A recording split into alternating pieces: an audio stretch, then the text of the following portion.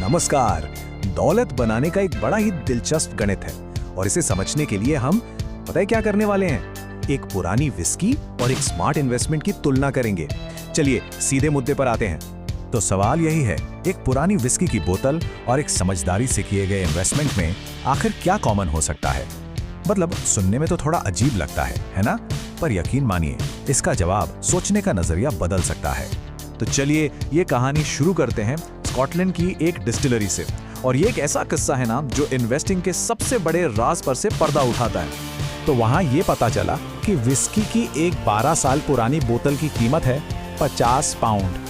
ठीक है, ये हमारा बेस लाइन है, हमारा स्टार्टिंग पॉइंट। तो मन में एक सीधा सा हिसाब आया कि भाई अगर 18 साल पुरानी बोतल लें जो उम्र में 50% ज्यादा पुरानी है तो उसकी कीमत भी 50% ज्यादा होनी चाहिए, मतलब 75 पाउंड, है ना? सिंपल मैथ्स तो यही कहता है। लेकिन असली कीमत थी 500 पाउंड।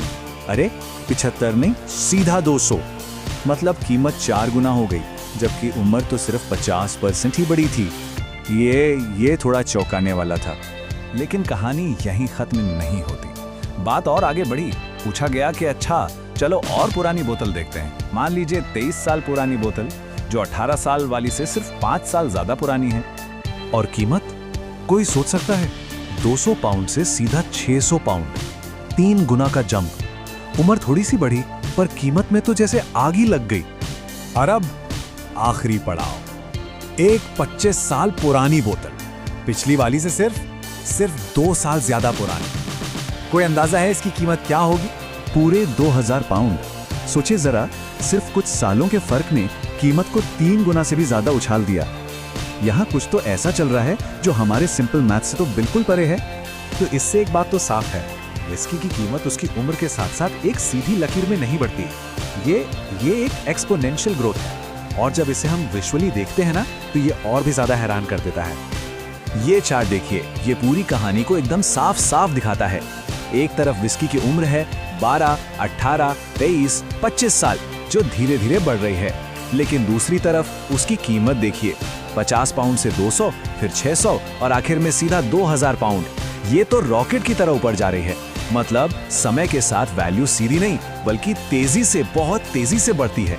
तो अब इस विस्की वाले कमाल के प्रिंसिपल को लाते हैं इन्वेस्टिंग की दुनिया में और बात करेंगे SIP की, यानी कि सिस्टमैटिक इन्वेस्टमेंट प्लान की, जो कि जैसा हम जानते हैं हर महीने एक फिक्स्ड अमाउंट इन्वेस्ट करने का एक तरीका है।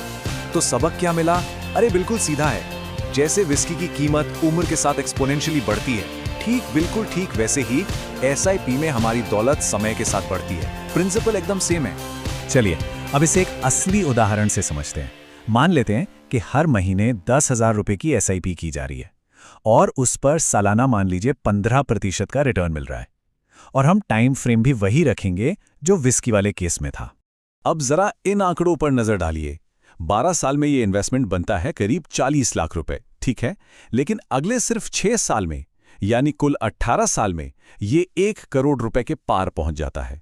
और 23 साल में 2.4 करोड़, और सिर्फ 2 साल बाद 25 साल में 3.28 करोड़ रुपए। मतलब बाद के कुछ साल शुरू के कई सालों से कई ज्यादा दौलत बना रहे हैं।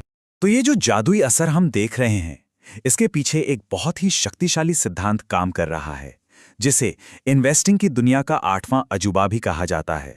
और वो है कंपाउंडिंग की ताकत। ये वो प्रोसेस है जहां इन्वेस्टमेंट पर जो भी कमाई होती है उसे वापस इन्वेस्ट कर दिया जाता है। इससे होता यह है कि आपकी कमाई पर भी कमाई होने लगती है और समय के साथ ये एक छोटे से स्नोबॉल की तरह शुरू होकर एक बहुत बड़ा पहाड़ बन जाता है। तो फिर इस पूरी कहानी और इस सारे गणित से हमें इन्वेस्टिंग के बारे में सबसे बड़ी सीख क्या मिलती है?